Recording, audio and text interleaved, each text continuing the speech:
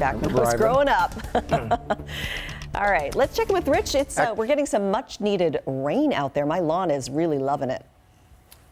Yeah, we did get a pretty good round of showers that moved through yesterday evening. We have a couple left over this morning, not a whole lot left for the morning commute, but we're going to see another round of showers headed away as we head into the afternoon. Looking outside this morning, we do have cloudy skies out there, and even with the clouds around yesterday afternoon, we still pushed up to 80 degrees at SeaTac, 82 in Bellevue, 79 degrees in Olympia, so a warm afternoon once again, and only 0.08 of an inch of rain in the gauge. They got up to an inch in some places along the coast, but so I would say that's one of the reasons we have rainforests out there for that matter.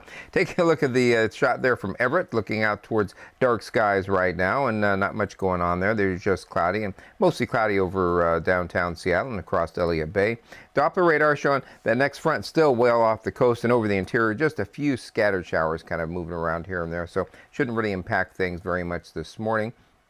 Temperatures very mild. We had those warm temperatures yesterday afternoon. Cloud covers held that heat in, as a matter of fact. We're mostly in the 60s. Mount Vernon was at 72 just a short time ago, so they are finally seeing a little bit of cooling there. But again, it's just pretty mild as you step outside today. If you're headed for the mountains, well, take your rain gear with you. There's going to be showers and sun breaks. They'll be picking up a little later this morning in the Olympics and in the Cascades this afternoon. There's a chance of some afternoon thunderstorms in both ranges. Afternoon pass temperatures of the highway levels in the mid to upper 60s. And if you're headed towards the coast today, they're going to be looking for quite a few showers around, turning breezy as well. Chance of some afternoon thunderstorms and high temperatures in the mid to upper 60s.